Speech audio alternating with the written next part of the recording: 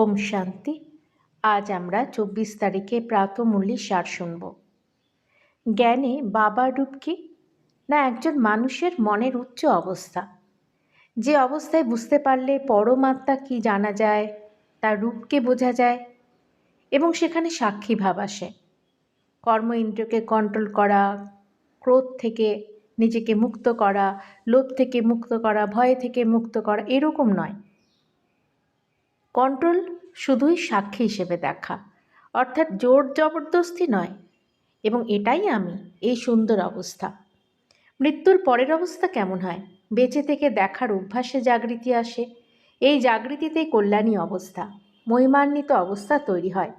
কারণ শিবের বা পরমাত্মার রূপ দেখতে হলে, জানতে হলে, বুঝতে হলে আপনাকে বা এই মহিমান্বিত অবস্থা তৈরি করতে হলো আপনাকে কিন্তু জেগে উঠতে হবে, অনেক বেশি সচেতন হতে হবে। এই জাগৃতি মানে আপনার অন্ধকারের বিনাশ, অর্থাৎ মনের, এবং প্রকাশের শুরু, অর্থাৎ কৃষ্ণের জন্ম, সাথে লক্ষ্মীনারায়ণের জন্ম। এই জাগৃতির ধারণা আজ কারো মধ্যে নেই, সবটাই দেহের বিভিন্ন নিয়মে বেঁধে গেছে। জয়ন্তী মানে যে জাগৃতি, মনের স্থিরতা, এটাই বোঝা, তবেই সত্যে পৌঁছানো সম্ভব। ব্রহ্মার আত্মা, শিব পরমাত্মার শরীরে দুটি মূর্তি। এই বিষয়টি কি বুঝতে পারছেন?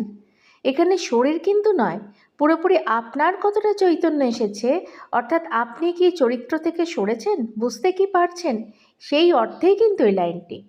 মানুষ থেকে দেবতা হওয়ার কাহিনী সম্পূর্ণভাবে আপনার চেতনার পরিপ্রেক্ষিতে, দৈহিক কোনো নিয়মে সীমাবদ্ধ নয়। বলা হয় যোগ অগ্নি। যোগ অগ্নি কি? না, চেতনা কি এলো, বুঝতে কি আমি পারছি?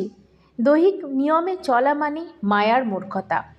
তাই আর ওপর মূল্যে না পড়ে, না বুঝে চেতনা বাড়ানোর দিকে আমাদের লক্ষ্য রাখা উচিত। তবেই তো মনন শক্তি, নাহলে আত্মা কি, এই বিষয়ে আমরা কি করে বুঝব? ওম শান্তি।